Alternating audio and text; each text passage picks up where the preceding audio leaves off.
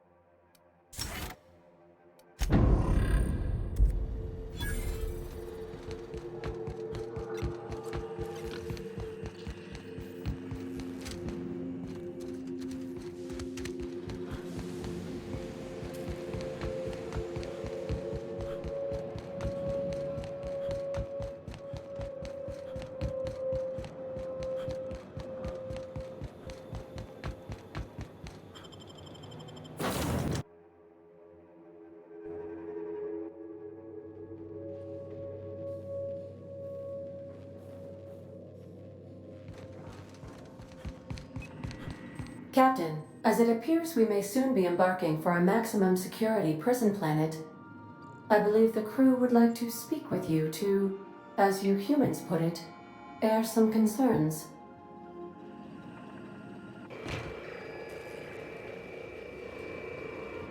So Wells has been arrested and locked up in Tartarus. This is a nightmare. That place terrifies even the most hardened criminal.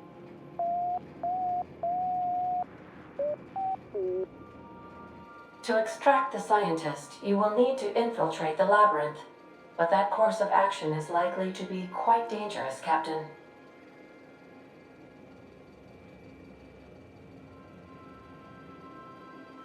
Captain, come on. Even I've heard of the biggest prison the colony's ever seen. And on some occasions, I literally live under rocks. Still, we can't do nothing. It wouldn't be right. The armed surveillance protocols on a maximum security prison planet are highly sophisticated. As such, escapes are historically quite impossible and deadly. I am programmed to warn you whenever you exhibit inclinations toward risky behavior. Breaking into Tartarus will not be easy. Getting in is the simple part. It's getting out again that's the trouble. Trust me, I know. If you really mean to do this, you should see to your final affairs and close out any unfinished business. Once you sneak into Tartarus, you may be there a while. Or permanently. It's the craziest plan I've ever heard. And I mean that as a compliment. I think it's insane. But maybe the colony needs a healthy dose of insanity right about now. I know it's dangerous. And I won't lie and say I'm not scared out of my wits. But I couldn't live with myself if we didn't do something. You're asking for more than bravery from us, Captain. But there are worse ways to go than dying for a good cause. I'm in. Let Sam get the grime out. It's what our units do best. The entire plan is a terrible idea, but I admire your bravado, Captain, which leads me to illogically believe, against the odds, that you will be successful. I'd wager we ain't getting a second chance here. What's the plan? Sensible. Let's just hope they haven't resorted to torture, for his sake. Waiting on your command, Captain. There's something weighing on my mind.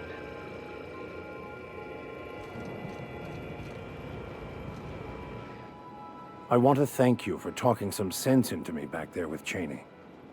It has been a long time since I gave in to my violent enthusiasm.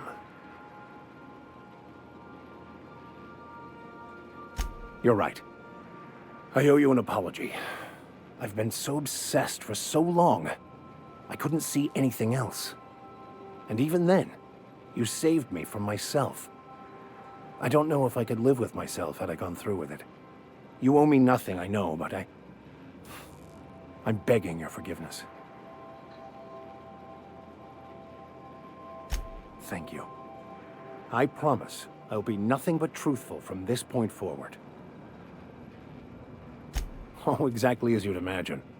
Can't say I enjoyed the stint. The way I see it, the universe was snapping me back to where I needed to be.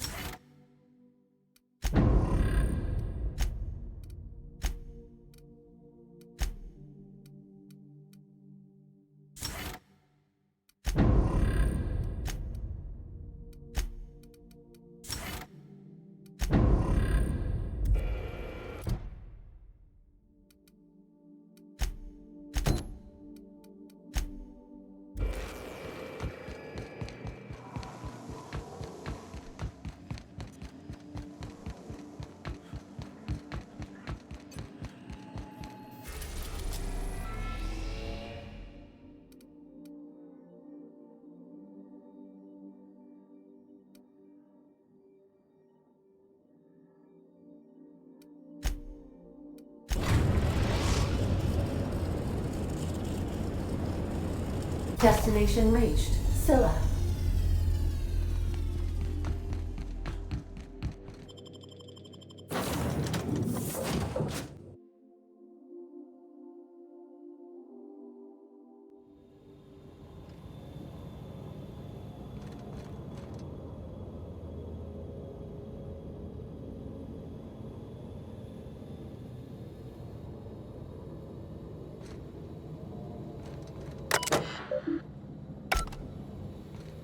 is real space, isn't it? Empty, silent. Never thought I'd see the like. I look up at times. This is the right place if you want to trade contraband, or hide smuggled goods, or do anything fun, really.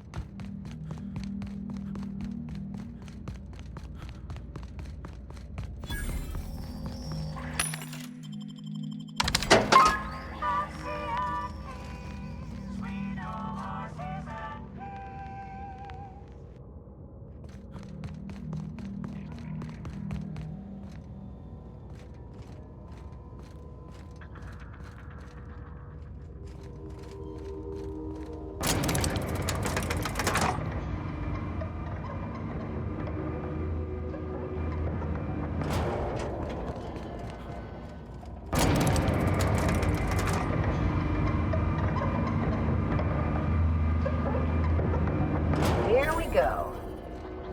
Why is it we find fights every place we go?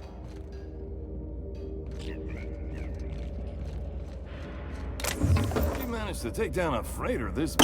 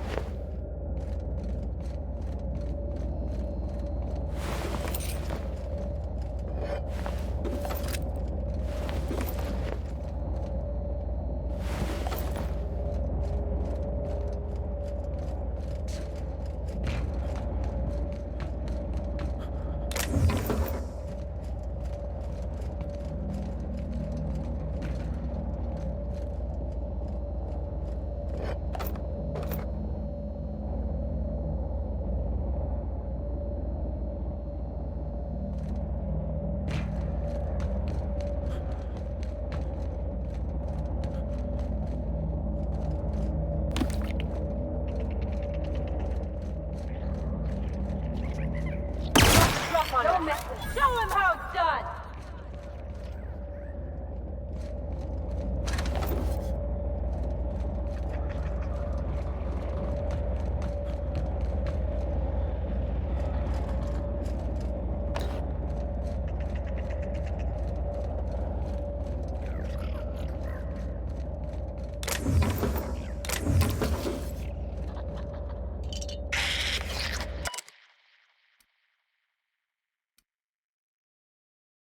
Their mistake.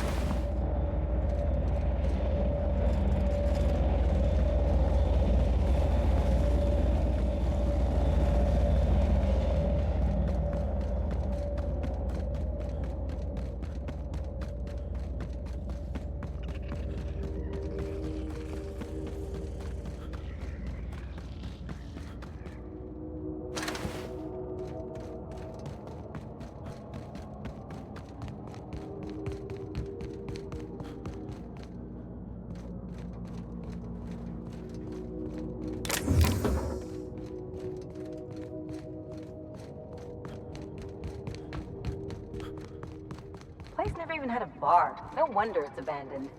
Wouldn't the quiet get to you? Knowing there's nobody out there. Make him regret.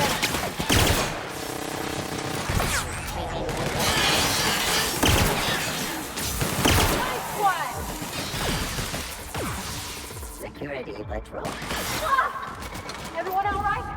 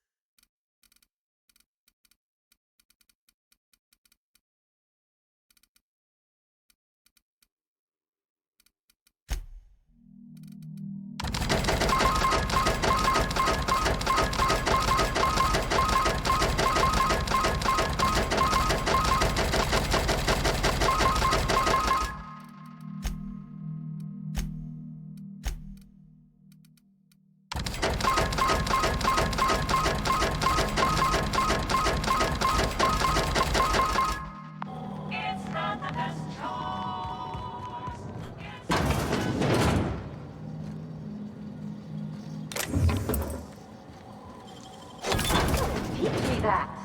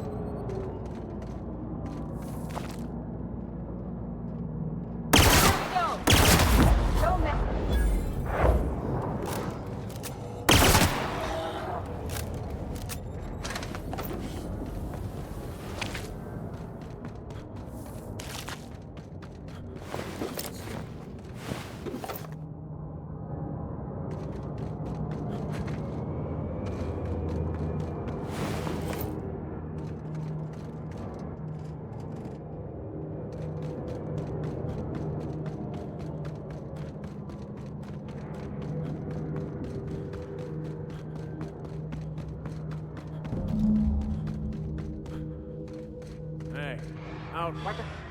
You know, you didn't have to shoot me down if you wanted an autograph. Shut up now, and you might get out of this alive. Can we hurry this up? I want that ship gutted before the primals find us. Something.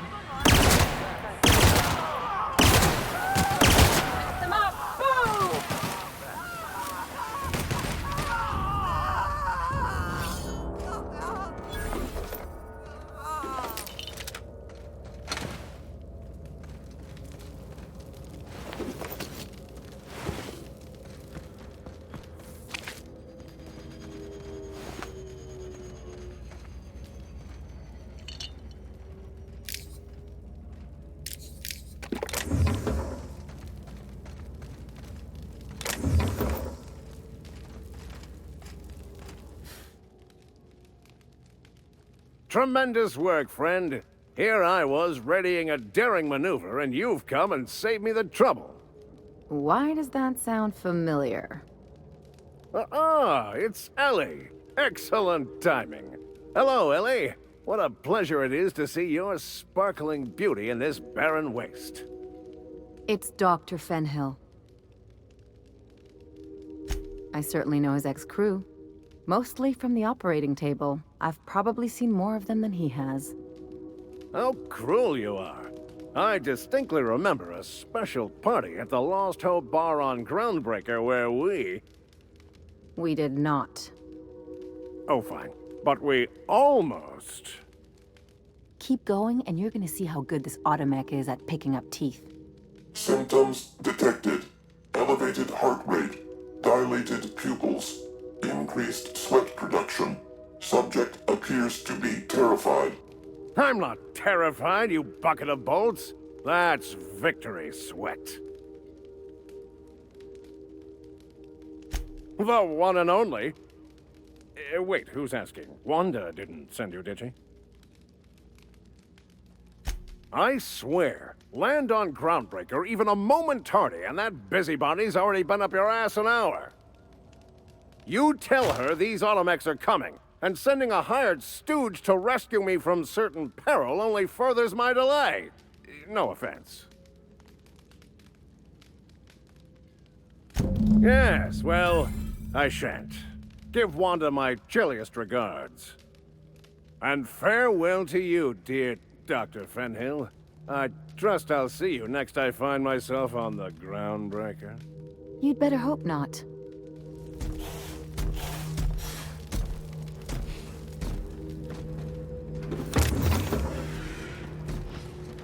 You saved me the cost of ammunition. Thanks, pal.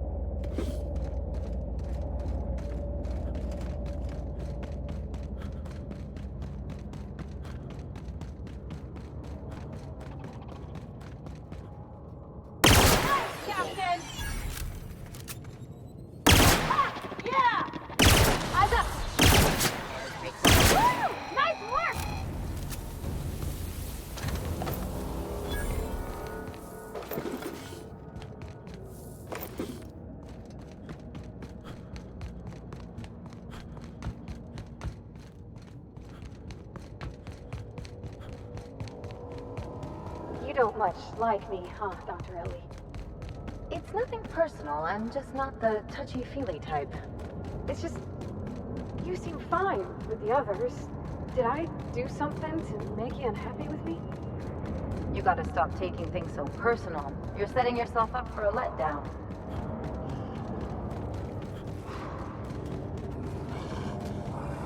Let's show him.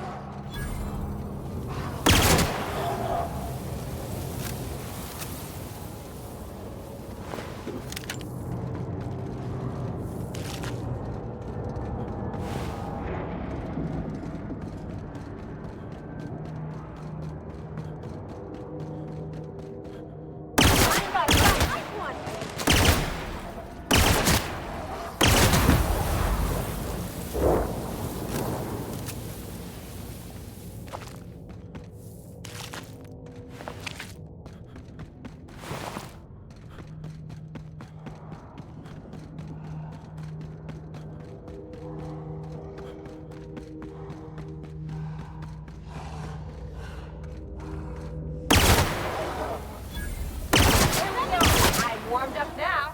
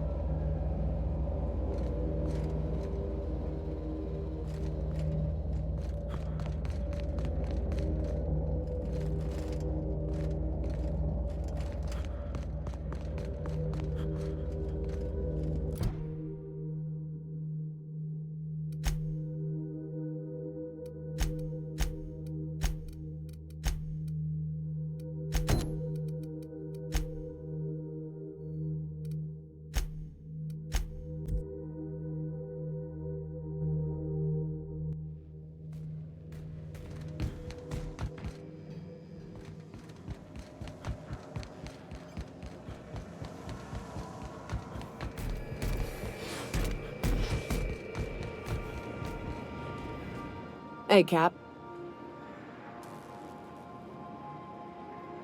Oh, that's just Frida. She's the first rapt I ever killed. It had been when I was a kid, so something on the order of 20 years? Me too, to be honest. I'd have thought she'd have started rotting years ago.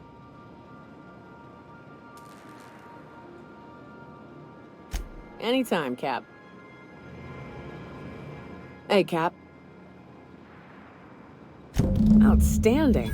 These ought to be enough. Let's get back to Monarch. There's an old base I used to call home. I can get us in the door, but we'll have to shoot our way through the Queen's brood to get to the center. We'll set the bait there.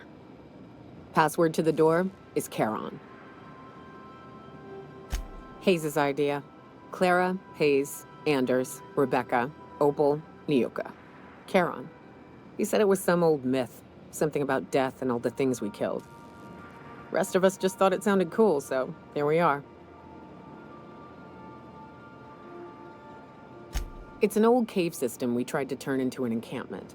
You'll see when we get there. Fucking right we are.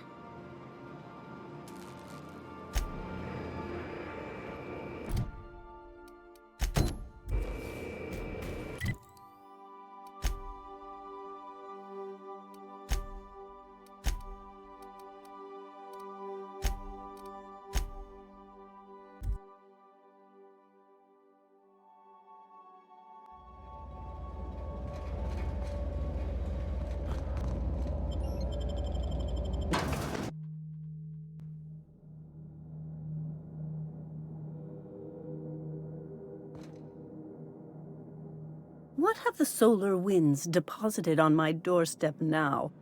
Just more dirt and debris. I must admit, I tire of the truth seekers. Mayhaps you're here to rob me?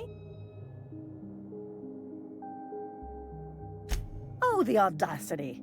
Strangers enter my home and demand to know who I am? What fun!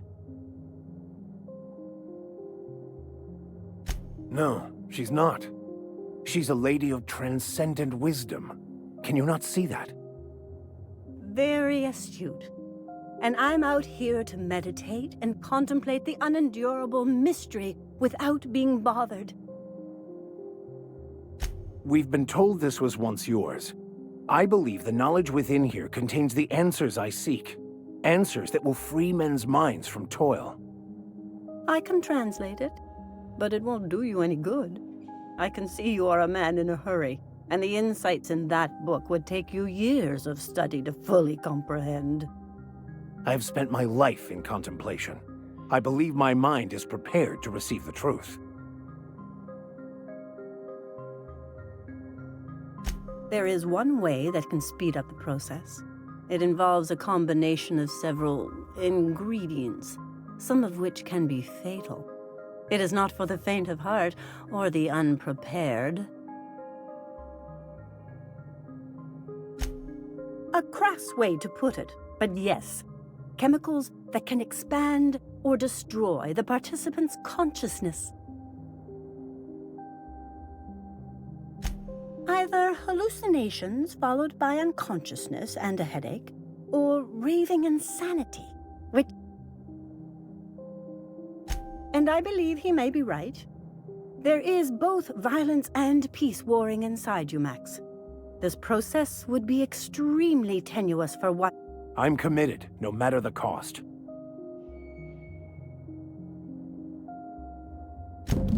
All right.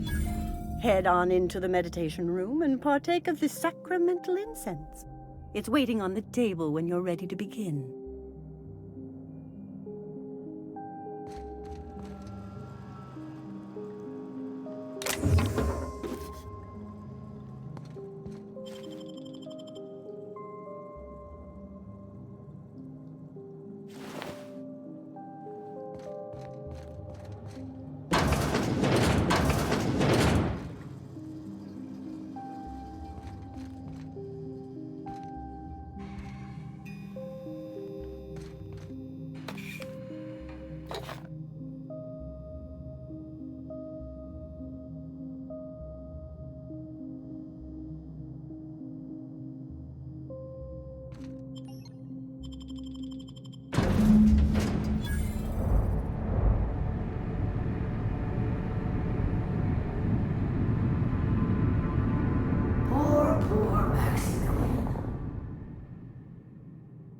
Maximilian, why are you still doing this? You've been fighting against the world since before you left home. Haven't you figured out yet that the more you fight, the more pain you cause yourself?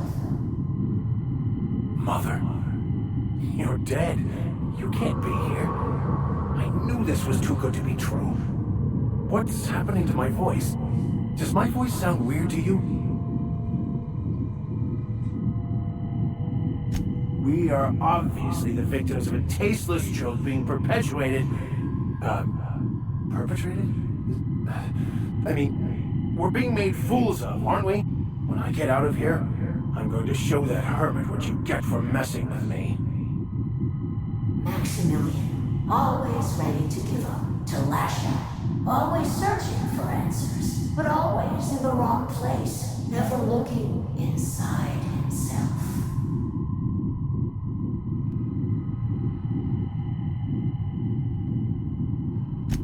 Thank you. It relieves me to see there's at least one positive influence in my son's life after all these years. Thoughtlessly? How could you say that? I only wanted you and Father to be proud of me. I was going to be the perfect vessel. I was going to be a better, more full of the plan. This year, it's all coming out wrong. The plan. It filled you with a joy I could never feel. I wanted it. You certainly convinced yourself you were. But don't feel bad. These stories are how we try to make sense of our lives. But they are not real, are they? They're just stories.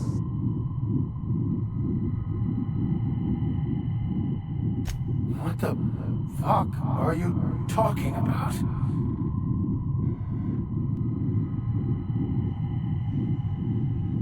No, I just wanted to prove to my parents that damn it. You're right. Max, you need to lay the past to rest. What happened with your father and I, it's long dead. To attain your goals, you must live in the chaos. Be fine with the chaos. Whether you resist or not, it will take you wherever it wants. More assuredly than even the fictional architect's planners slave away to prove.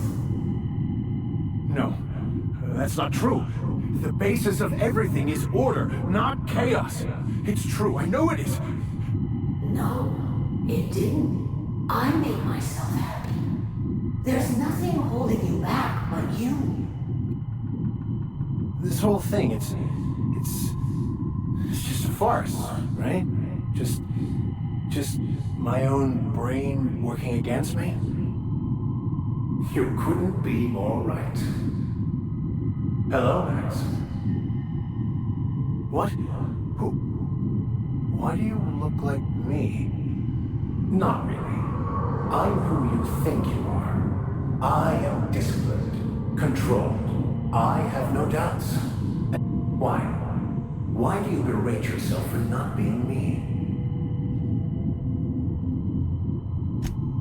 I don't know what to say. Is it wrong to try to be a gooder, better person than I am? But that's not what you're doing, is it? You're desperately trying to find a story to organize reality in your head.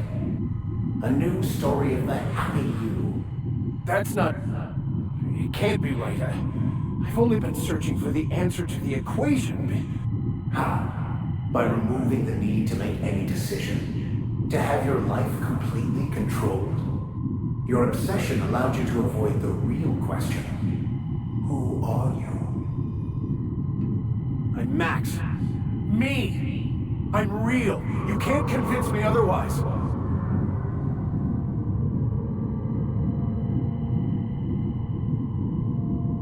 Your individual self is what's not real. By the architect. Architect? How could I have believed in an architect? That's ridiculous. We exist inside our thoughts, thinking we're in control. That's it, isn't it? It's all lies. How could I not have seen this?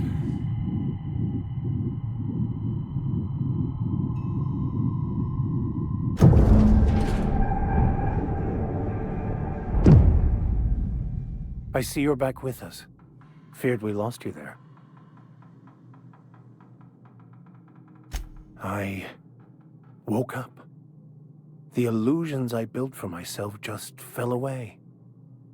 Everything is perfect. In a way. Perhaps it's more accurate to say I was asking the wrong questions. Of course there is pain and loss, but the suffering is caused by trying to control reality. I am content. I've finally found what I was looking for. Even...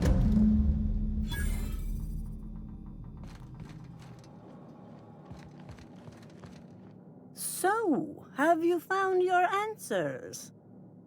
Not so much found as finally listened. Yes, it is quite the convoluted maze we build for ourselves. How right you are. Words are overrated.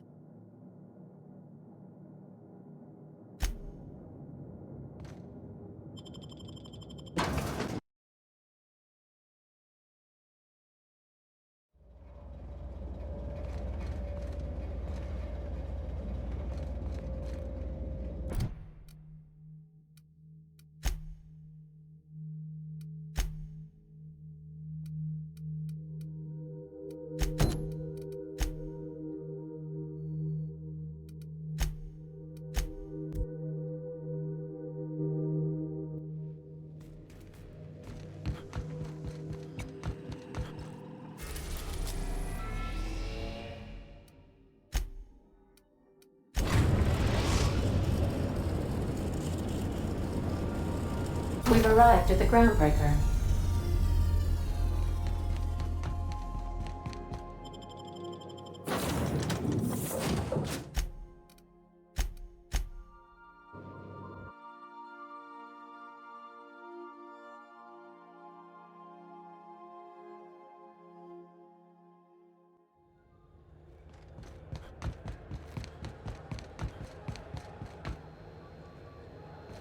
Hey, we don't know each other yet, but I'm Felix Millstone. I noticed your ship in port. Got to thinking you might be looking for some crew, so gotta hand it to you, boss. That's a fine-looking ship. Yes, I absolutely am. Just give me a shot. That's all I'm asking. You're serious. You're giving me a shot. All right.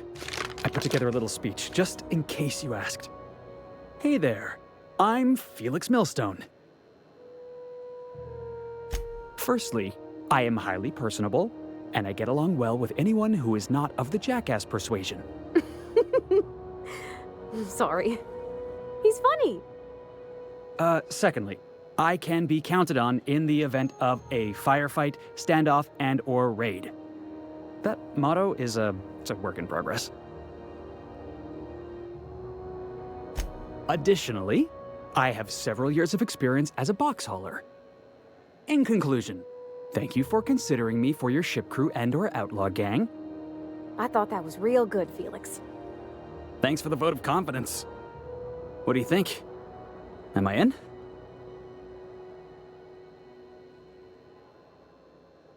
The fun kind? I mean, what else do you do when you got a ship of your own?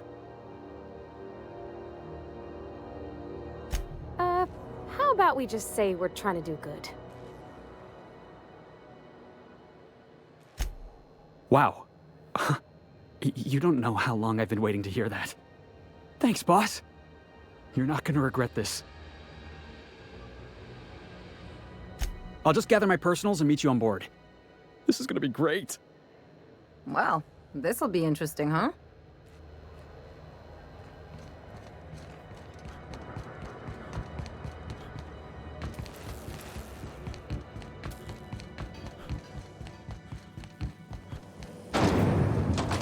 Rizzo's knock you out on.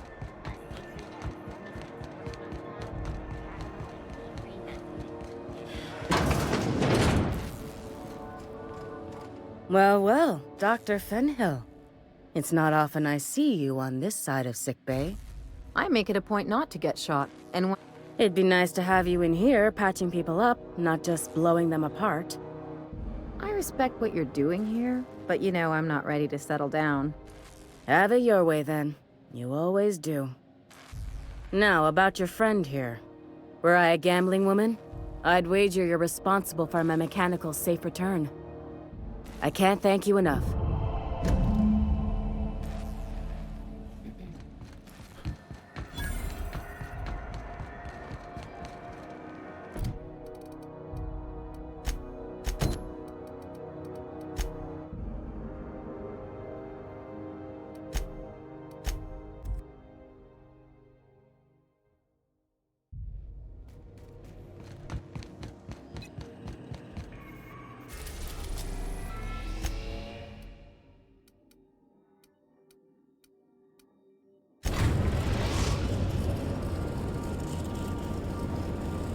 We are now in orbit above Stellar Bay, Captain. No blockade is a match for my piloting skills.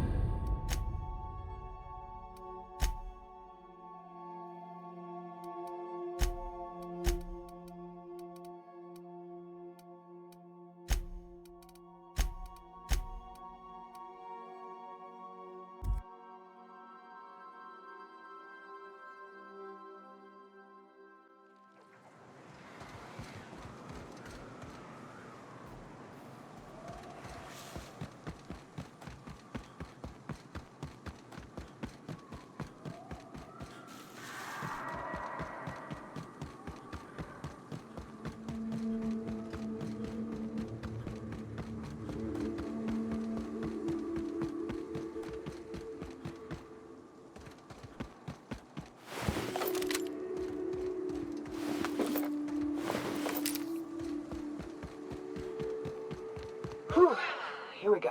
I haven't set foot in here since... Well, I'm ready. Yeah. Right? Yeah. Here we go.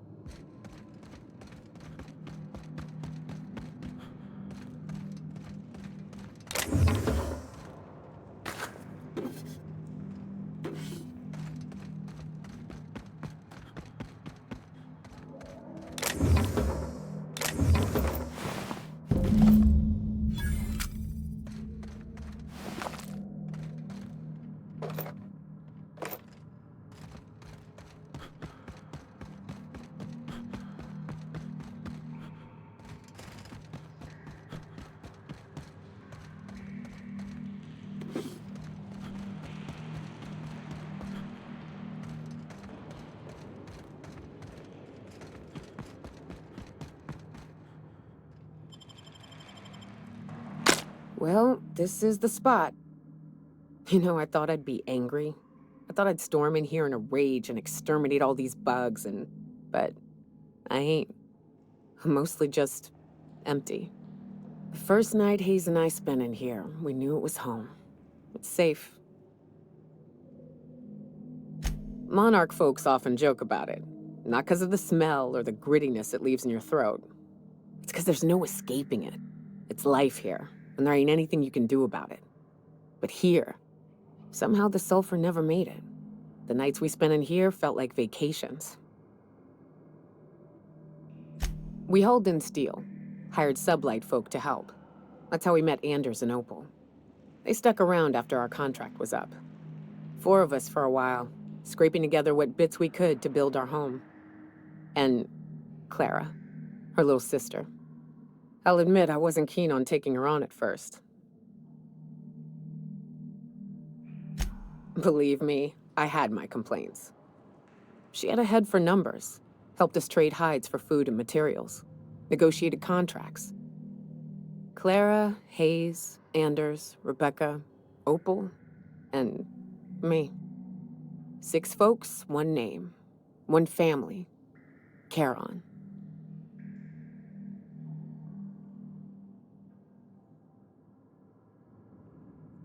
Me too, Captain. But I'm starting to think that maybe I found another. Now let's get to shooting before I get all sentimental. Here they come!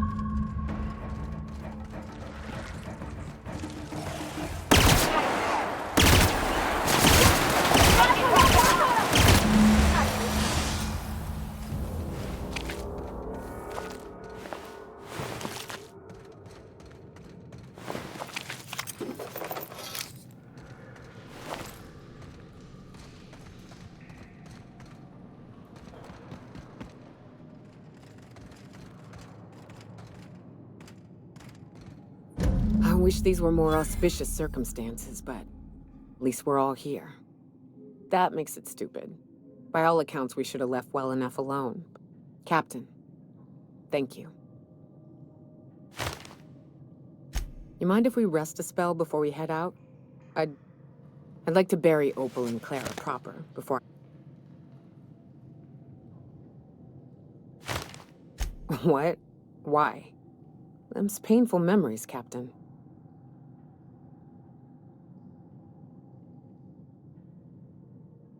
Huh. That ain't a bad point. All right, Captain. Thanks.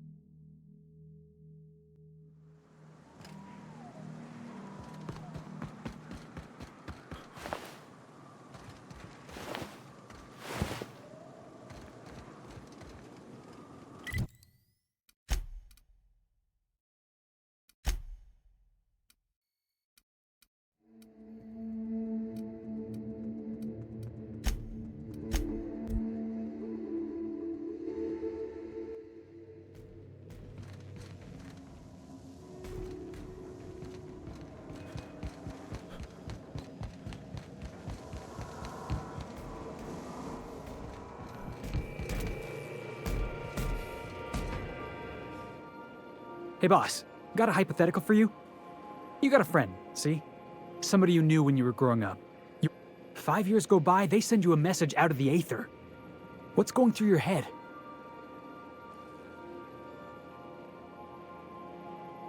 Guy by the name of Clyde Harlow. He was an old friend of mine. I just heard from him. Says he wants to talk to me.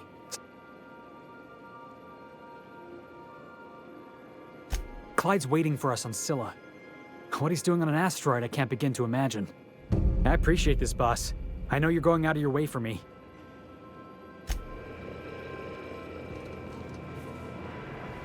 Hey, should've get off the pot, damn it. Anything in there? You can't be hogging the facilities for 40 damn minutes.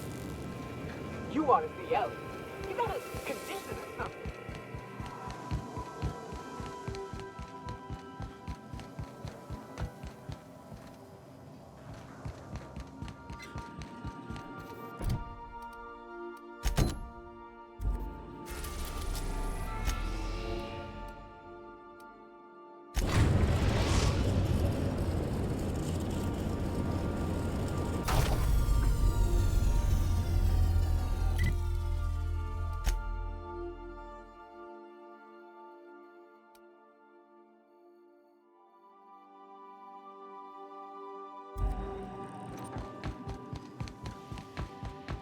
Please avoid damages.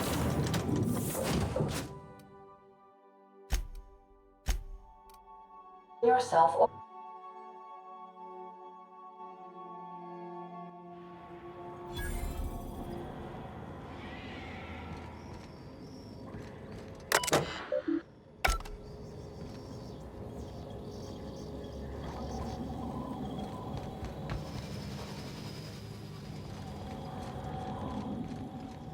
Clyde's got himself a cozy little outfit, huh? Are these folks friendly or not?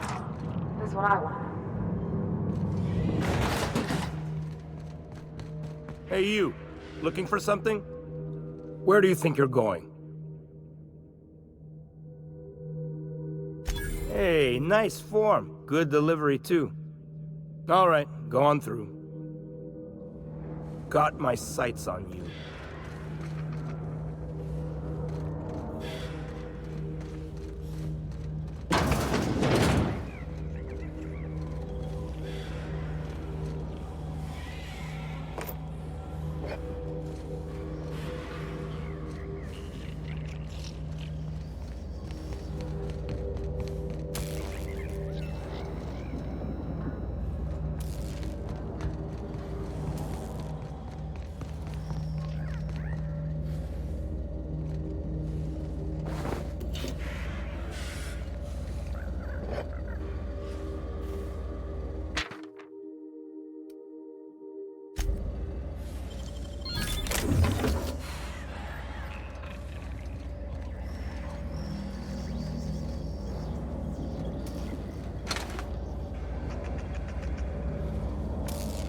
Nothing to do but stand around and watch the crowd.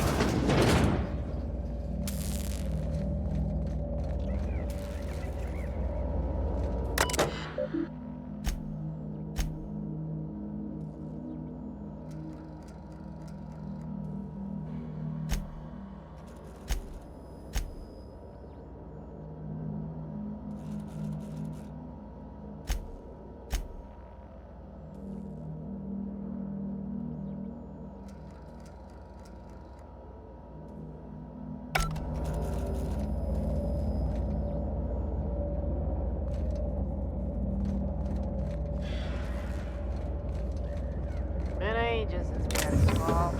No freighters, no jobs, no contracts, weeks. Standing around rock.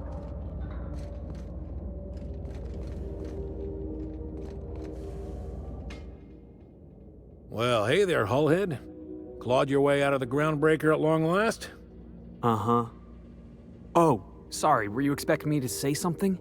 Maybe a long time no see, or a you've aged, old man? So, you took Felix under your wing. Kept him busy. Good. Kid always needed a place to belong. He's been watching out for us just as much as we've been watching out for him. Felix's family, mister. Hear that, Clyde? I've been making something out of myself.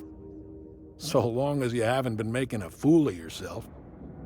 I'm sure Felix has no end of stories to tell of your exploits together. I look forward to catching up with the boy. I'm working on something. Something big. Something the likes of which Halcyon has never seen. And I want Felix to be a part of my initiative. I'm fulfilling a promise I made to the boy, that one day he and I would change the colony together. That day has finally arrived. Easy there, Clyde. No one said nothing about throwing in with you. In case you didn't notice, I'm pretty happy where I am. I'm not asking you to walk away from your captain, Felix. But neither should you allow yourself to be controlled by fear. Change is not to be feared. I brought you here because I want to know where Felix's loyalties lie. When the day of our revolution comes, I want to know that I can rely on him.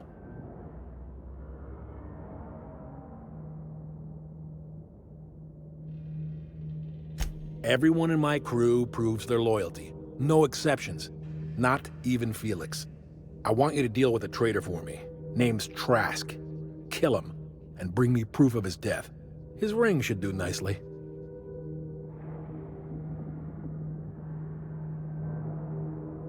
Ratted us out to the board. He's been an informant. Has been for years.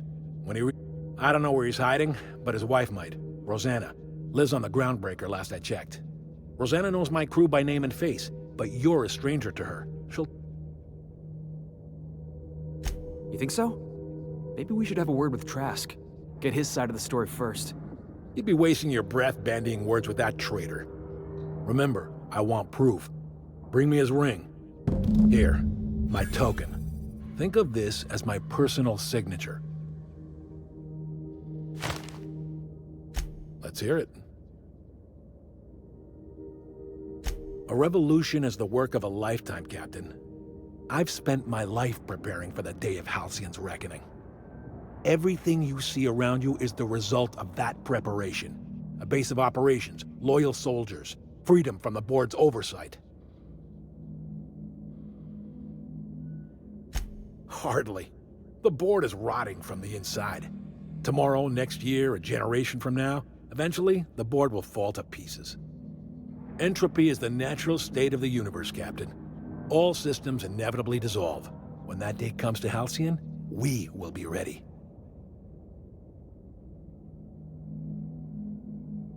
The skies around Scylla are curiously absent of patrol ships. It's almost as if the board's sphere of influence is shrinking. Besides, our facility is well armed and located on defensible terrain. If the board tries to lay siege to us, we'll make them pay. Not all revolutions involve bloodshed and fire, Captain. The purest act of rebellion is to live according to one's own means, independent of any masters. One day, when the board is weak and Halcyon vulnerable, we may claim a piece of this system for ourselves. Until then, we bide our time.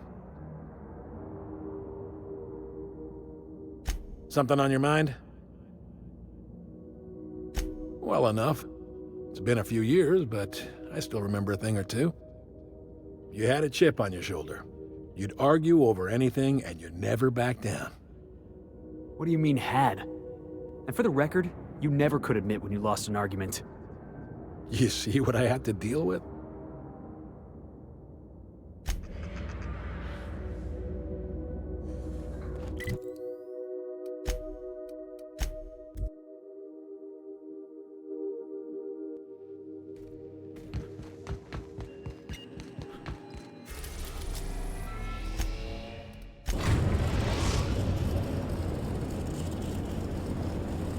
Destination reached. The Groundbreaker.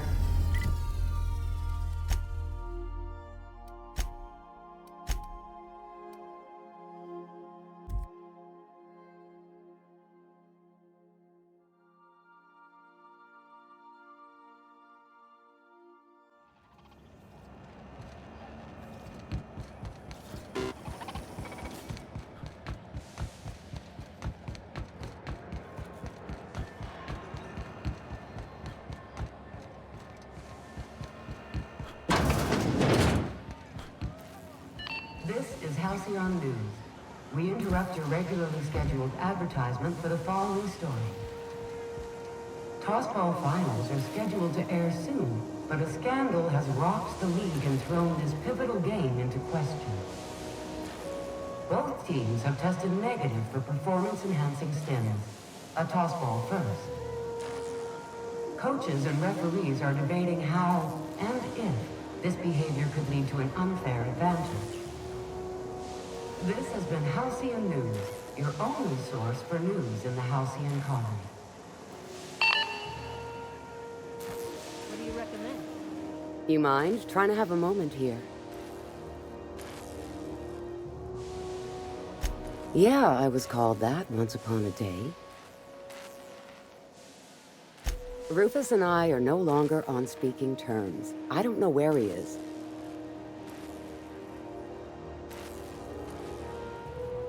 You're telling me you're on a first-name basis with Ms. Tennyson? Yeah, the promenade doesn't feel like I'm walking the surface of Tartarus. So that was you, huh? Rufus is hiding out in Emerald Vale. Got a few friends with him. That's as much as I know. Please, just make it quick. That's right. Our marriage contract expired some months ago. Precious little. He and Rufus worked together on the Groundbreaker some years back. A few years later, Rufus gets a message from an old friend. Something about starting a revolution. Something about getting rich. He must have been recruiting. Gathering up his band of revolutionaries. Word of advice, kid? Anybody carrying on about a revolution just wants to sell you something. I don't know Harlow. Never so much as bandied a word with the fellow. Only that Rufus is in a bad way. He came to see me a little ways back. Said he had to go into hiding. He was here to collect his personals, complain about Harlow to me, and say goodbye. No, and he was particular about that. Said I was better off not getting entangled in his mess. Appreciate it. No offense meant, just been a long day is all.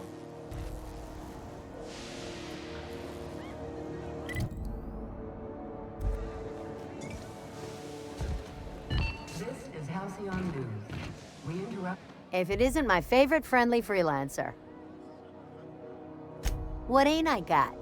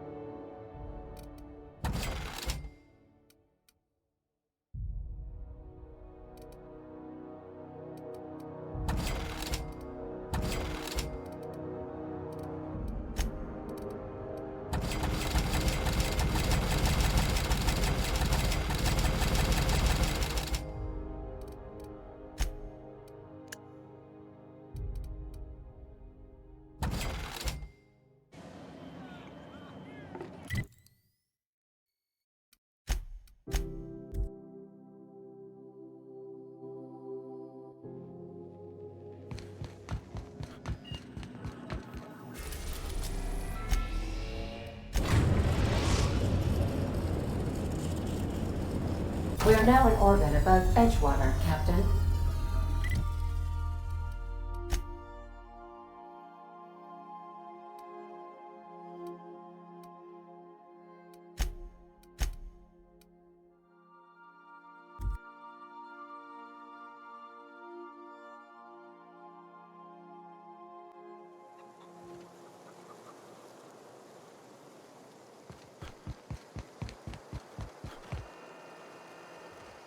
I don't know what you did to talk some sense into Zoe, but I appreciate it.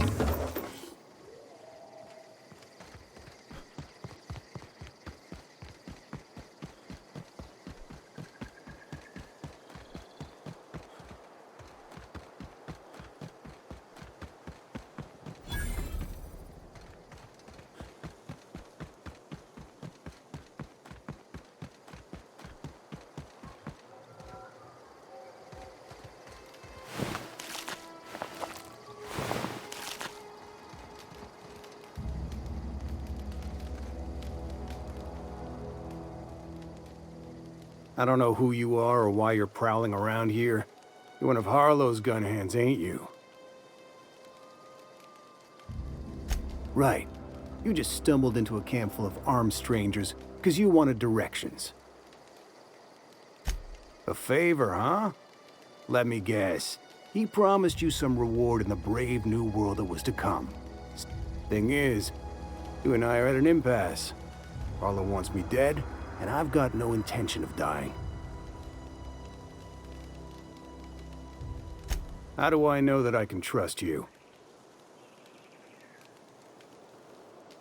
Yeah, guess that's a fair point. Listen, I don't know what lies Harlow's dripped down your ear, but you'd be a fool to trust him. I never betrayed Harlow. Harlow betrayed all of us. The board's got him in their pocket, been paying him off for years. You're a real piece of work, Trask. Not just a turncoat, but a liar, too. Go piss up a rope, kid. I've got nothing to prove to you.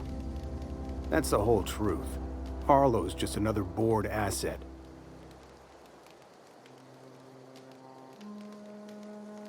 Yeah, I've got proof.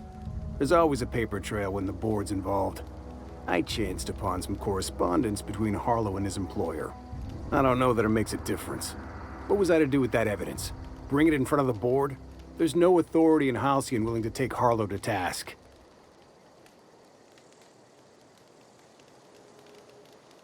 I hid my papers before Harlow chased me out. Back in the middle of the base, there's an old vent in a utility corridor. I stashed my evidence in that vent. Board-sanctioned piracy.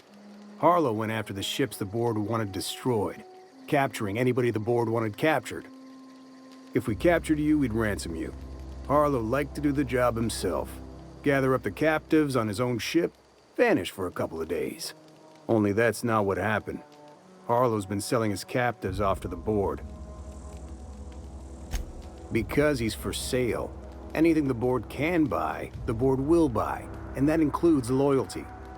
With Harlow in their pocket, the board had an informant, a pirate, a smuggler, and a gang leader all rolled up into one odious excuse for a human being. Take it you've made up your mind. You gonna tell Harlow I'm dead? May as well. Here, take the ring. And for what it's worth, my gratitude.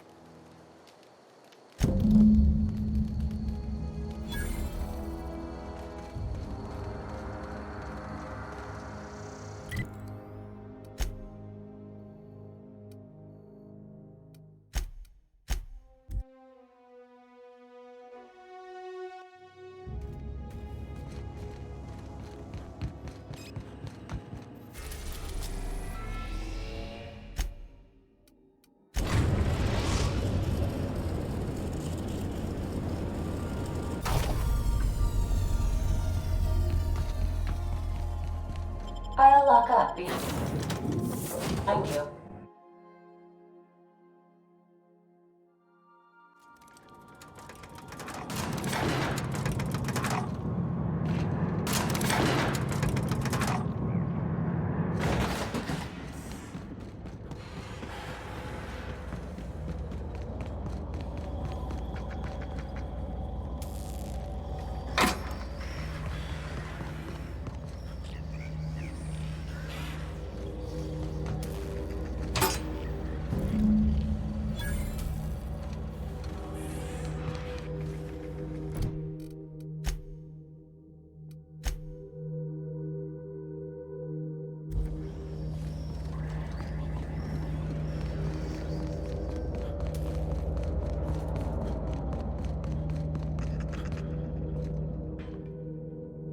What's the word?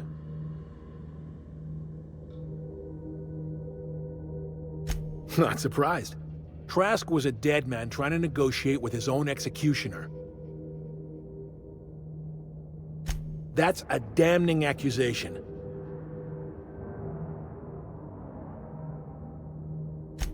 Those papers don't prove a thing. We've all done business with the board. Trask put you up to this, that miserable wretch. You've got a lot of nerve calling me a liar to my face. How should I know? What the hell do I care? Trask was a traitor. I didn't ask you. Clyde, look me in the eye and tell me it's not true. Tell me, and I'll believe you. Don't talk to me like I'm some common criminal, Felix. I don't know what kind of poison that snake dripped in your ear, but as far as I'm concerned, you've been compromised. Here they come! Okay, Captain?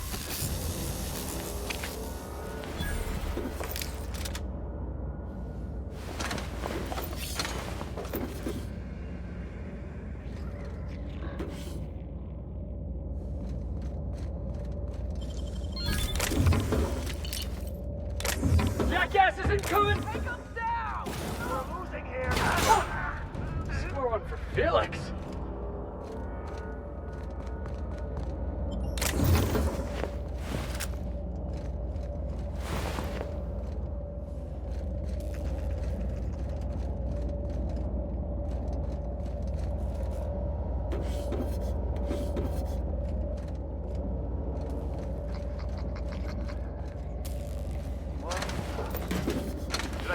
Incoming! That has to hurt. Put him in the dirt! Take him down!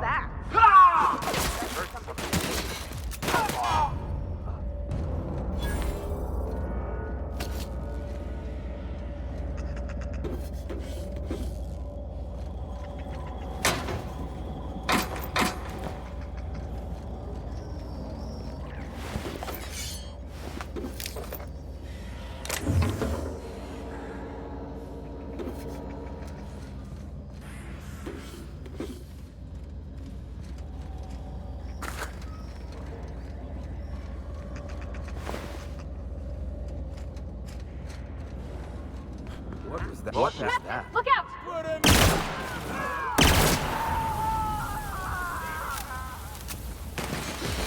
Don't mess with us!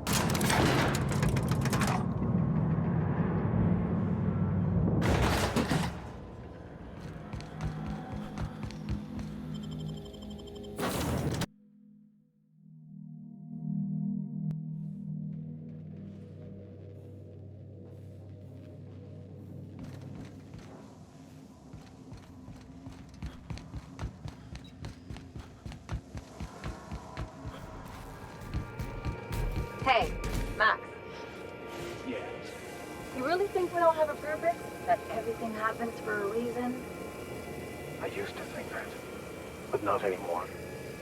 Then, wait, why do you sound so calm? Aren't you getting annoyed? Not in the least. But I do apologize, Dr. Fenhill. It sounds like I have annoyed you. Fine, be that way. This is definitely not how I imagined it'd end. The void's black, water's wet, and Clyde hated the board. That's something I just knew. No, I guess you really don't. I've just got a lot on my mind right now. I always looked up to Clyde. The thought that he could be an agent of the board is just abhorrent to me. Yeah, he did. And I'm not sure how I'm gonna get over that. I hope so. I don't see this one passing anytime soon. You've given me a lot to think about. Part of me wishes we'd put Trask in the ground. But you know, I think that's just my frustration talking. Thanks for your time, boss.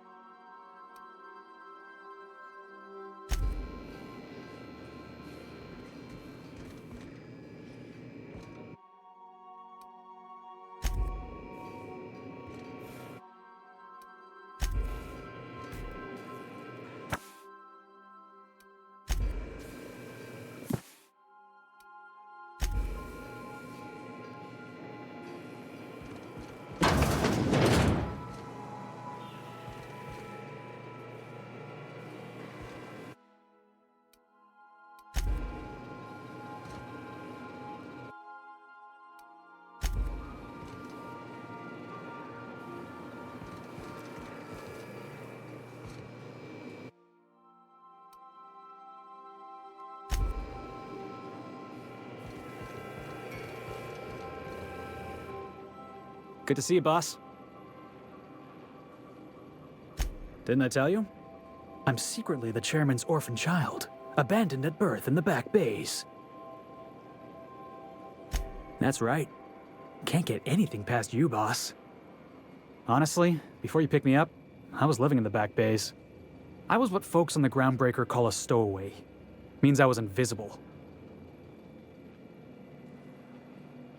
Stowaways ain't free. We were just as trapped as anybody else. Imagine spending your whole life looking out at the stars, and knowing you could never aspire to be anything more than a box hauler. Hauling boxes was about the only work I could find. Hated every second of it. Guy never liked me, always trying to get a rise out of me. But I keep my chin up, right? He's a Spacer's chosen man, though. So when the Chosen beat my Rangers the other night, my foreman comes swaggering up with his head full of boasting. Exactly. I was only doing what any self-respecting Rangers fan would have done. Look, this was a long time coming. Guy thinks he can push me around because he's some sky-high foreman. Former dock worker, anyway. That's all in the past now. I'm over it. Oh, I can do civilized. Proper civilized, too. I caught a real lucky break. If you hadn't picked me up, I'd still be back at the docks. Yeah. I guess my ship did arrive in the end. Thanks for listening, boss. Let's get going. As always, I am at your disposal. Anything you'd like to discuss? I wouldn't say my parents disowned me, strictly speaking. But before they died, they accused me of thoughtlessly abandoning them. I couldn't understand it. I was so certain my potential was wasted as a laborer. Hey, Cap.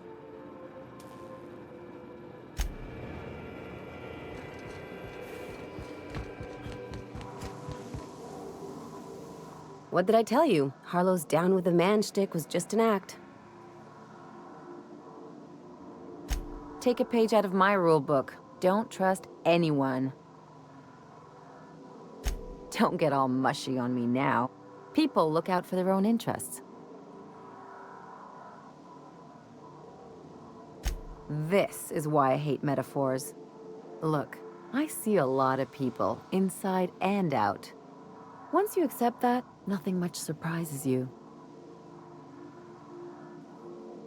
Well, let me know how that works out for you. Anyway, you really want to tell me you're helping the scientist because you think he'll save the colony?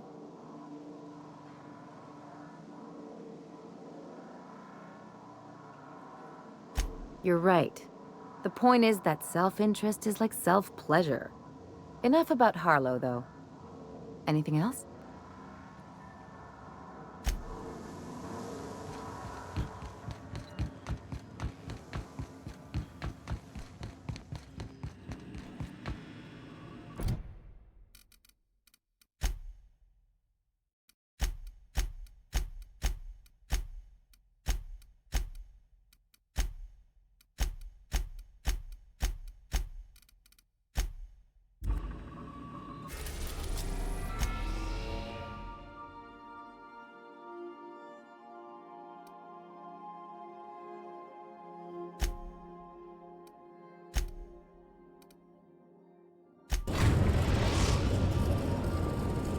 I am pleased to inform you that we have arrived at the labyrinth.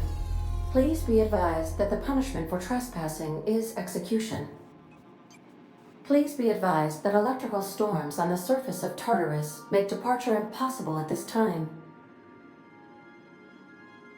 Resident count is as follows: 3,071.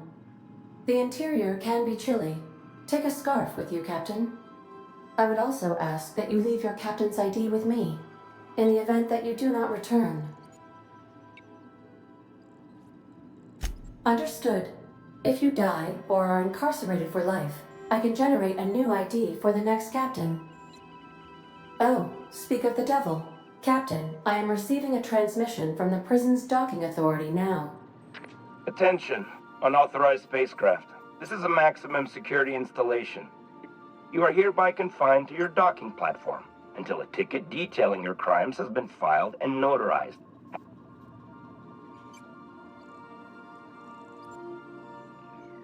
Your ship is not permitted to leave until you remit payment for your fines and submit yourself to execution. Only after your smoking corpse is thrown from an airlock will we lift the lockdown on your spacecraft. Captain, I would not recommend this course of action. All right. I'm feeling generous. I'm transmitting the ID of a productive, law-abiding employee so you can see what one looks like before you die. Anyway, Tartarus Docking Authority signing up. Hang on. Wait, is that from the groundbreaker? What the? Pay no mind to that, just... Transmission terminated. Biometric ID received. Transferring data to external cartridge. How can I be of assistance? Take care. I require a functioning captain to run the ship.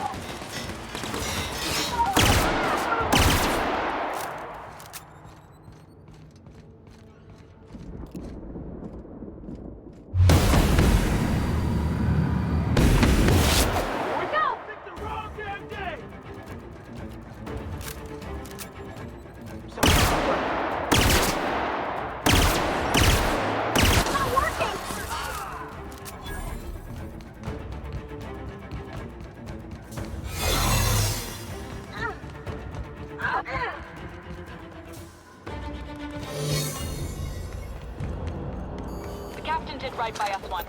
Now it's our turn. The board will never own Groundbreaker. Not while I breathe. Push on, Mardat! What's that noise? Something. Put him down!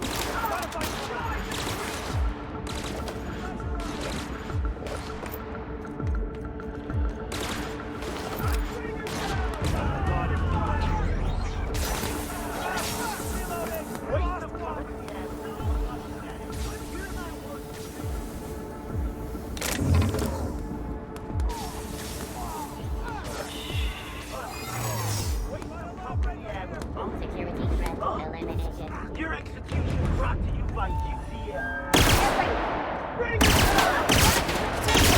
We'll have to clean this up, right?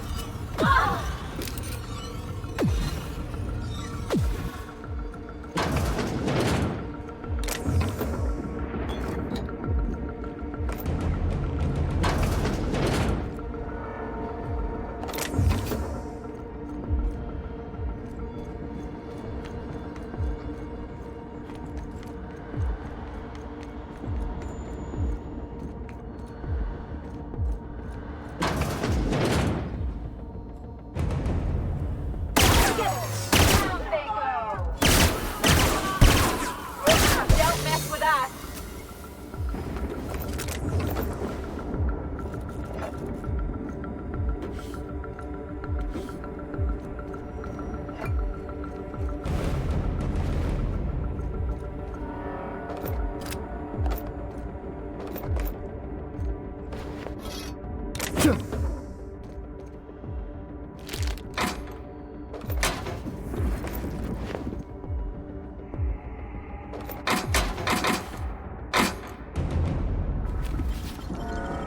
Great work!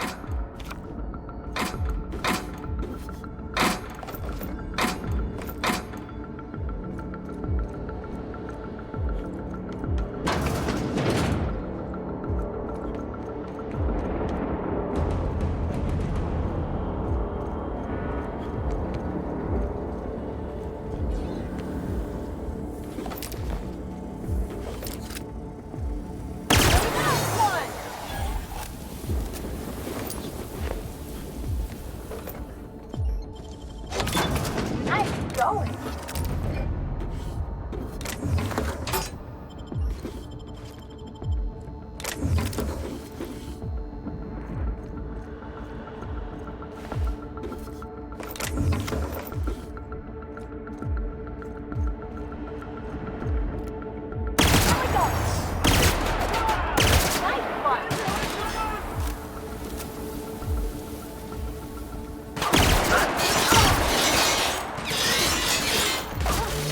That's the last of them!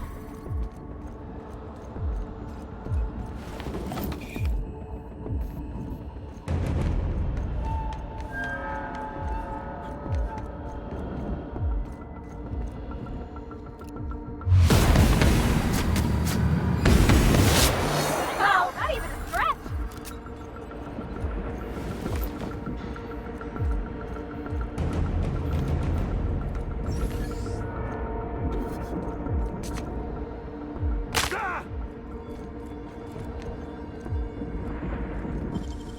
Nicely done.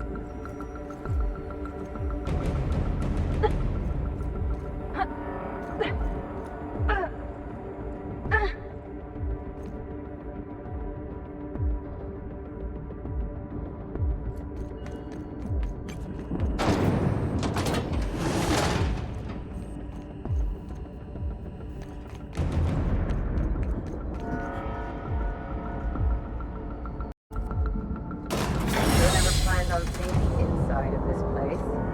This might be the loneliest place in the whole system.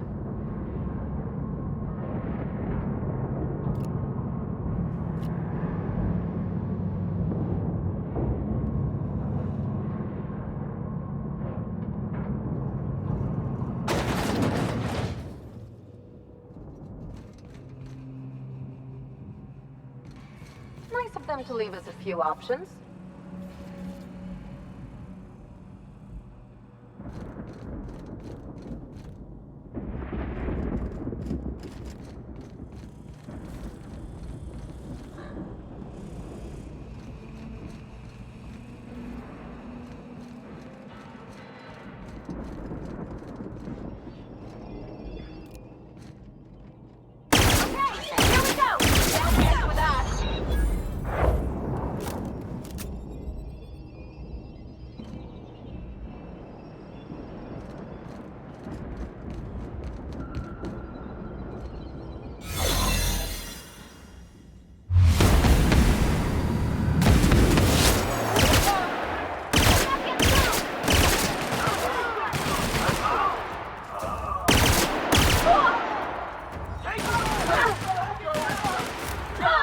Sublight has arrived. Hey, kid. A little bird told me you could use our help. I said I owed you one, and I always pay my debts. We're not about to leave our favorite vice president hung out to dry, are we, contractors? Go bust some heads, and tell him Lillian sent you.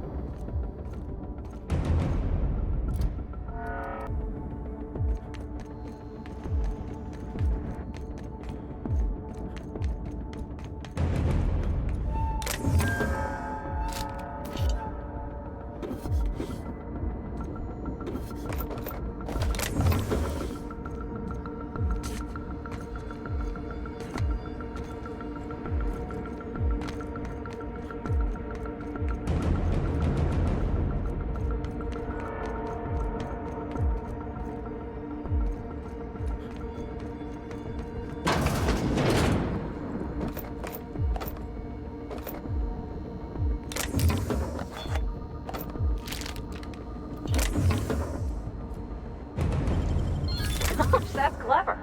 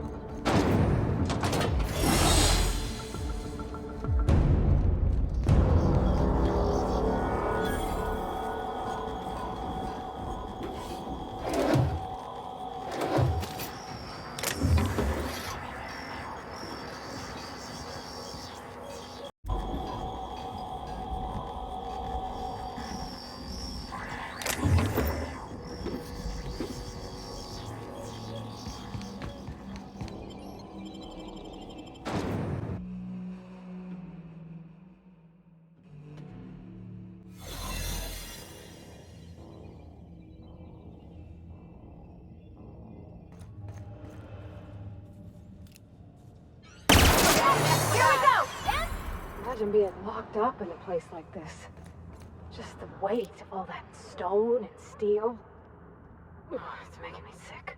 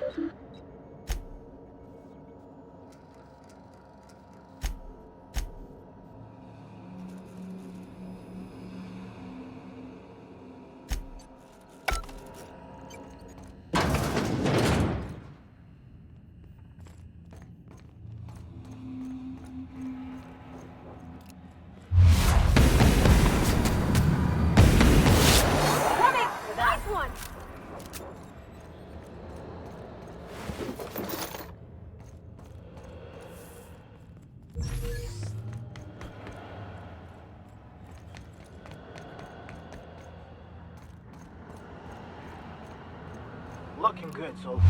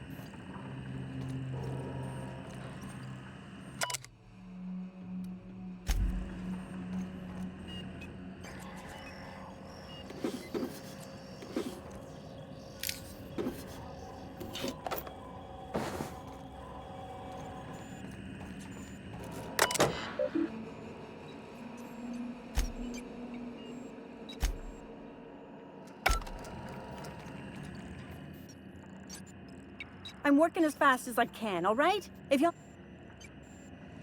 Is that a joke? Y'all call me out to fix the FPS at... Forced pacification system. If the prisoners riot, we gas them. It went a little haywire after the last deployment, so here I am. Anyway, I need to finish this. What? Of course. Why? Well, we don't always get what we want. Fixing the FPS system. FPS system. It's redundant, Melody. What? Why? Well, we don't...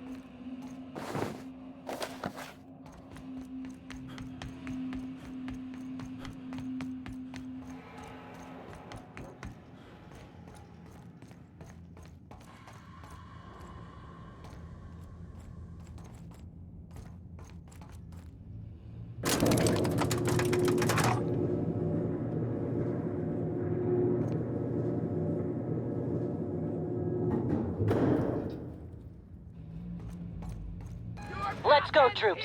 Stellar Base counting on us.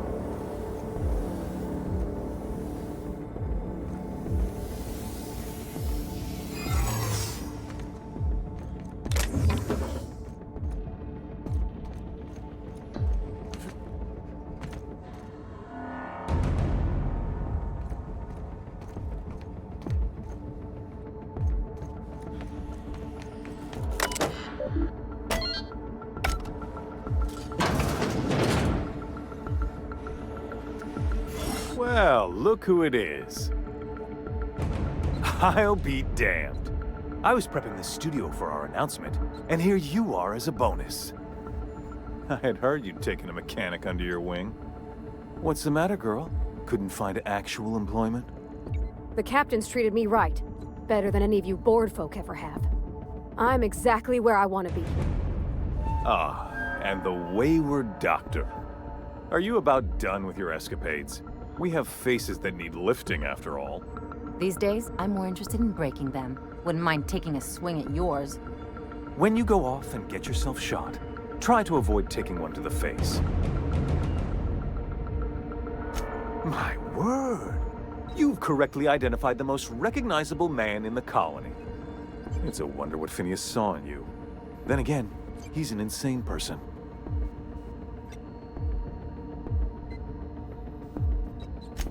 Yes, he is an extraordinarily obstinate fellow, isn't he? Fine, he isn't working for us per se. Semantics, he'll come around. But that's between us. As far as my adoring citizens will know, we've turned a dangerous crackpot into a working-class man. Oh yes, go on, wake them up, add more mouths to feed. I don't know what half-baked plans that simpleton in a lab coat has been leading you through, but it's done. Let me ask you something, Captain. Have you at any point thought about not fucking up our entire society? We're helping, which is more than you can say. I'm making actual progress towards stabilization and recovery.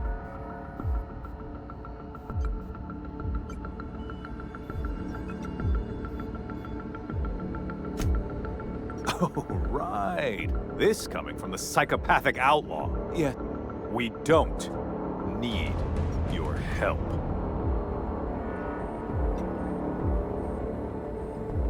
We'll have to agree to disagree on that one, Captain.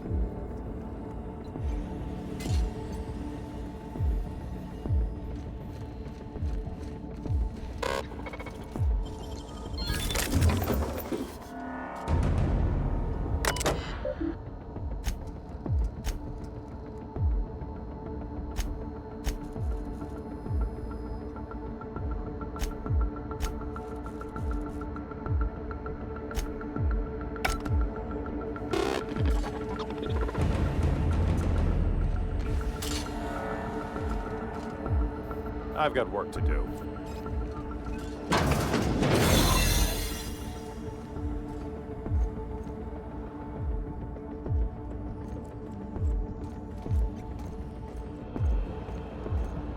You get tired of patrolling, just go rough somebody out.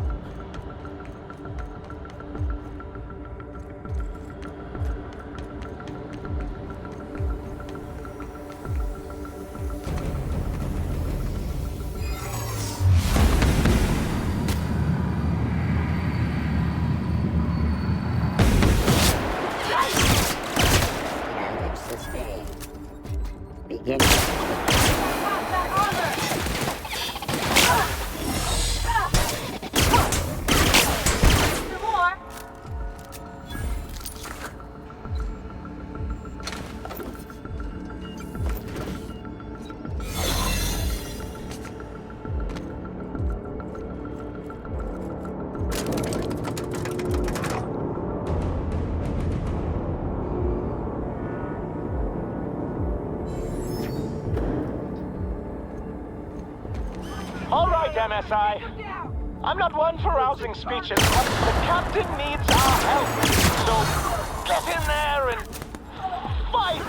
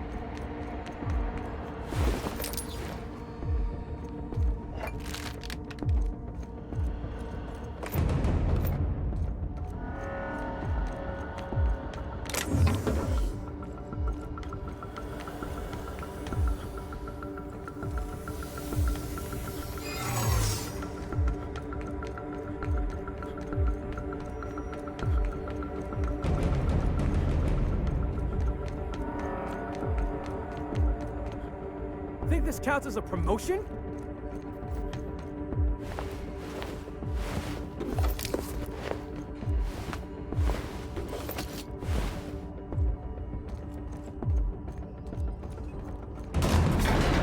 Really doing this, huh? Hope you're right about this, Captain.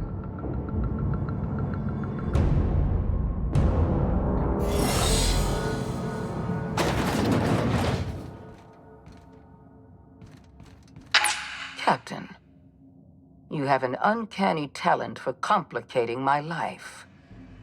You've disrupted the balance of power. You've upset the natural order of things. You've introduced uncertainty, and there is nothing I despise more than uncertainty. Do you imagine you're leading some grand revolutionary army? The Mardets, Sublight, Monarch. You've brought them all to my doorstep. You're nothing but a rabble-rouser. I'm going to put an end to your little rebellion, and then I'm going to have you and your associates arrested. You make a nuanced and compelling argument. Here's my rebuttal. No. Dr. Wells is being held in my custody. His cooperation will prove invaluable, even if I have to beat it out of him. All that's left to do is put down this riot, arrest you, and then get on with the bloody business of saving this colony.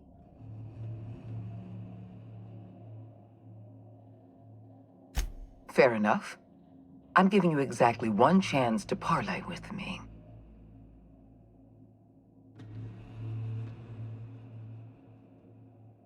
This prison is equipped with an automechanical warden. I've had it programmed to eliminate you on sight and rinse your remains down a drain. And don't worry, I will inform Dr. Wells that you died heroically or something.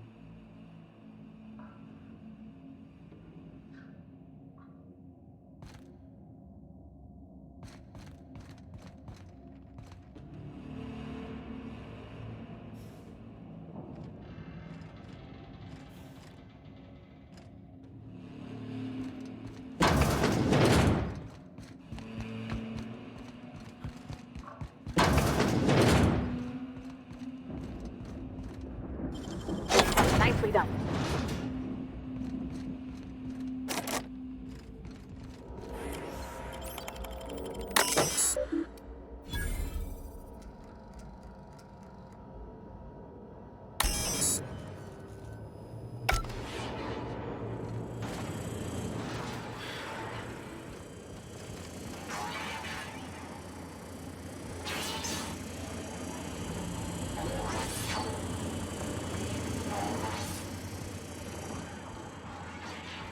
Process security. Take your best shot, asshole.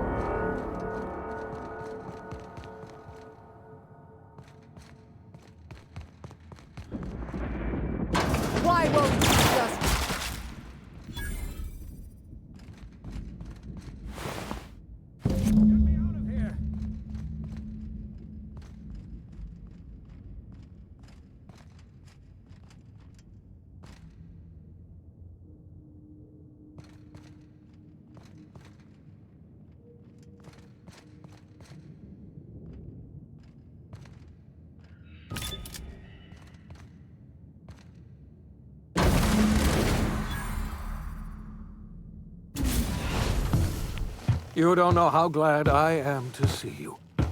You did the right thing. Akande was a monster. Her death was much deserved, and long overdue. And you lunatic, you broke into the board's own fortress just to rescue one doddering old man. You are absolutely out of your mind, and I can't begin to thank you enough. I'm all right, thanks to you. Akande wanted my cooperation. I'm quite sure she would have beaten it out of me if you hadn't arrived. You've broken the board's stranglehold on this colony, and you saved my life. You and I are going to have to work harder than ever to save Halcyon. I would like nothing more than to celebrate this victory, but we have a serious problem on our hands. Earth has gone dark. We haven't received a single message in 3 years. 2 years ago, the Earth's Directorate's frigate disappeared on their way back to Earth. They haven't exactly been hands-on around here anyway. Earth is humanity's home planet, Miss Fenhill. The psychological effects of losing our original home will be devastating. You mean we're all alone out here? Really alone? I'm afraid so, Miss Holcomb. Halcyon is the only home we have left. We're in serious trouble, my friend. Do you know what this means for Halcyon? We can't rely on Earth for support anymore. Yes, we do. You've done a marvelous thing. We must begin the revival process immediately, starting with the Hope's brightest minds. We're going to need a leader, and I can't imagine a better person for the job than you.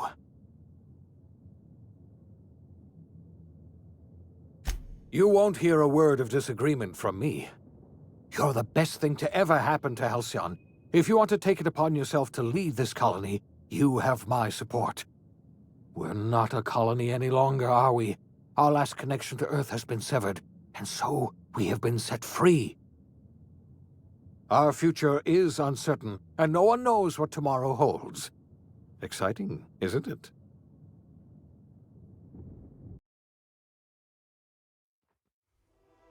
The OSI teaches that everything in the universe happens according to the grand plan. But the stranger that arrived in Halcyon was an unplanned variable. From the moment he landed in Emerald Vale, his actions altered the course of history. The events on Tartarus brought about the end of the board's authority. But the board's mistakes would haunt the colony for decades to come. The damage they left behind would require the work of a generation to repair. Dr. Phineas Wells began reviving a handful of the Hope's colonists. Engineers, scientists, technicians, and intellectuals. They were among the brightest minds the Earth had ever sent out into the stars. The Hope scientists and engineers woke up in a colony descending headlong into total collapse. With no way to return to Earth, they had no choice but to band together and devote themselves to the cause of saving Halcyon. The people of Halcyon were nothing if not hardy. In the absence of the board's authority, many of the colony's settlements banded together with a single purpose in mind: survival. Life was especially hard in the years to come. Some towns dissolved by attrition and starvation, but most of them found a way to carry on. In the years to come, Halcyon was forced to reckon with its newfound freedom. The board was gone, and for better or worse, the colony was responsible for its own destiny. Between MSI's worker-centric policies and the iconoclast's manpower, Sanjar and Zora were able to rally many of the Terra 2 townships to their cause. MSI's workforce swelled, and the iconoclasts enjoyed a significant surge in their ranks. The board was too distracted by infighting and internal politics to stop MSI from becoming a powerful corporation and a refuge for townships that might have fallen through the cracks. Bolstered by her status as savior of humanity, Lilia Hagen ushered Sublight Salvage to a new golden age. Her company grew bolder and more transparent over time, muddying the line between lawful and criminal for the entire colony. The Sublight family would thrive for years to come. The collapse of Edgewater left its workers bereft of any purpose in life. Most of them made their way to Adelaide McDevitt's camp, hoping to ingratiate themselves into her favor. Adelaide accepted only a few to her community. The rest were turned away and likely died of starvation.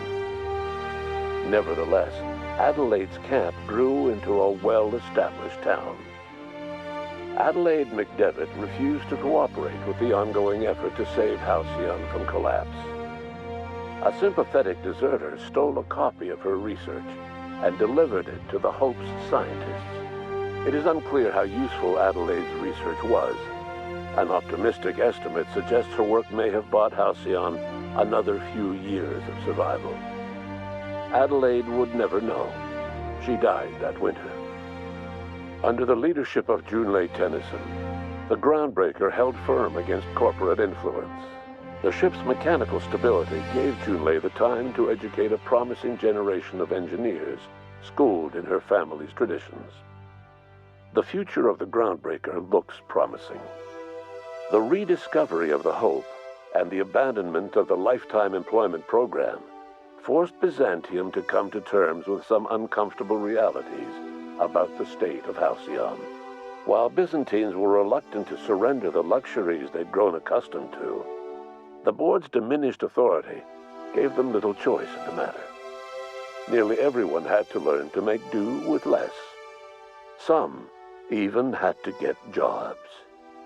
It was a dark time indeed.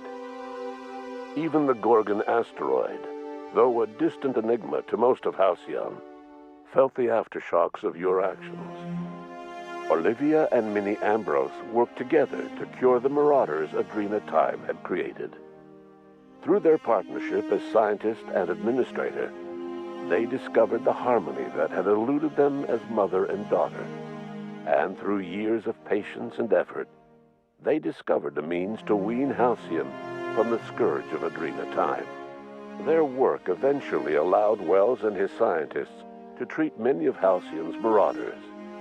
As their addiction waned, the colonists who had lived for so long under the thrall of Adrena Time returned to their communities and loved ones, and joined in the effort to save Halcyon. In spite of everything, the Gorgon Asteroid remained a sobering reminder of the potential for progress and disaster in humanity's most ambitious efforts. The Rizzo's company in Halcyon dissolved after the collapse of the board. Needless to say, the launch of Spectrum Brown was indefinitely delayed. A stockpile of Spectrum Brown remains buried deep beneath the ruins of the old distillery, abandoned to time and attrition. With the dissolution of the board, Ruth Bellamy found herself without the two constants in her life: Byzantine culture and her sister Belinda. In the face of this new reality, she struggled to find a direction for her life. The colony had moved on from Halcyon Helen and would require new heroes in the years to come. And so Ruth Bellamy decided it was time to exit stage left. She quietly disappeared from public view. The dissolution of the board did not mean the dissolution of the ambitions of Cedric Kincannon, the charismatic leader of Sublight Underground. Cedric offered Slug's transportation services to the newly thawed colonists and set to work ferrying resources and food wherever they were most needed. For better or worse, Slug headgear became fashionable in the following years. After a brief attempt at dating Helen as one person rather than two, which both Bertie and Helen found too strange, Bertie struck out on his own to try his hand at raising woolly cows. Many of his former Rangers teammates soon followed, accompanied by the woolly cow the team had originally plied with alcohol. The dairy farm thrived under Bertie's leadership and care. The Dairy Rangers privately believed that the woolly cows softened Bertie's temper considerably. although the only one brave enough to say this to his face, was promptly headbutted. Due to the board's dissolution, many of the Prophet's old customers no longer found quite the same value in productivity seminars that they once had. With her business drying up, the Prophet chose to take her followers down a new path. Months later, salvagers on Eridanos found clues leading them to a seemingly abandoned bunker out in the wilderness. Inside, they discovered horribly mangled corpses, sacrificed to a blood-scrawled portrait of a sprat-headed deity. The Prophet was not among the bodies. Your influence shifted Ellie's perspective. She finally admitted, albeit grudgingly, that she just might need other people. Sometimes. With a steady income from the life insurance payouts, she was finally able to afford a ship of her own. She hired a small crew and flew supply missions to communities on the fringe. Some of them were even legal. Life in Halcyon was sobering for Felix Millstone. The grand revolution he dreamed of never came. There was no great awakening for the colony, no celebrations in the streets. There was only the hard, desperate work of trying to repair a broken colony. Felix never had a head for numbers, but if there was labor to be done, he was there to help. Eventually, Felix realized that the work of a revolution was done with two hands. As much as he enjoyed his adventures aboard the Unreliable, the vicar, known as Max, eventually decided that it was time to move on, to live out the life he had sought so long to create. He knew there were many in the colony who carried burdens much worse than the ones he had struggled with, and he devoted himself to easing their suffering wherever he could. He only ever took up arms again to defend the defenseless. Unshackled from a lifetime of striving and fighting the universe and himself, Vicar Maximilian de Soto was finally at peace. Once the matter with the Hope colonists was resolved, Junlei bashfully asked Parvati if she'd like to join her permanently on the Groundbreaker, and Parvati enthusiastically, if somewhat awkwardly, agreed. The stories of her adventures spread across the colony, and Parvati soon found herself the center of attention. Having served as the engineer of a renowned spacecraft, tramp freighters and wildcat miners sought her out by name, and in no time, she was a fixture in the Groundbreaker's mechanical ecosystem. She and Junlei were never far apart. Nyoka returned to Monarch to take another crack at making a permanent life for herself. She formed the Charon Group, a mercenary outfit of ragtag survivalists and wilderness experts. Anyone in need of a guide, or just looking to throw back a beer and swap stories, could find her camping on the trail or clearing an infestation. The SAM unit that accompanied you spread awareness of the product line's superior sanitation and maintenance capabilities across what was left of the colony. This led to a boost in SAM unit sales. Did you know that SAM units are the longest-lasting, toughest-acting cleaning solution in Halcyon? Minister Clark was released from house arrest, and his contact with you gave him a sense of renewed purpose and vigor. Once it became clear that no help would be coming from Earth, he threw his considerable efforts and talents into helping Halcyon manage the crisis before it. As for Dr. Phineas Wells, he spent his remaining years in his orbital lab. He eventually came to terms with his own past, and was able to forgive the mistakes of his younger self by devoting his remaining years to serving the colony. In the end, Dr. Wells was able to save every scientist and engineer aboard the Hope. Over the next decade, nearly all of the Hope's remaining colonists were successfully revived. Halcyon saw a period of rapid technological and scientific advancement. Breakthroughs in dietary supplements saved the colony from starvation. Geoengineering projects and social reforms began to change the structure and character of the colony. Dr. Wells laid the groundwork for the project to save the colony, but he would never live to see the fruits of his labor. He passed away a few years later. His work was carried on by the scientists and engineers he revived. Today, Halcyon has stabilized. The people of the colony work hard to adapt to their new circumstances. Nearby colonies send aid and supplies. Life will never be easy in Halcyon, but for the first time in its history, there exists a sense of real, genuine hope about the future. And what about you, the unplanned variable in the history of Halcyon? You brought an end to the chaos on Tartarus and proved yourself the most capable leader left in the colony. You administered the colony in your own image. With the old power of the board destroyed, a new government of Halcyon rose with you at its center. With your steady hand, you guided Halcyon through the turbulent years that were to follow, and helped ensure the survival of the colony until the end of your days. No one knows what's happened to Earth, and no one knows what the future has in store for Halcyon. All we know for certain is this: the name of the Unreliable and that of its intrepid captain will remain the subject of countless stories for years to come.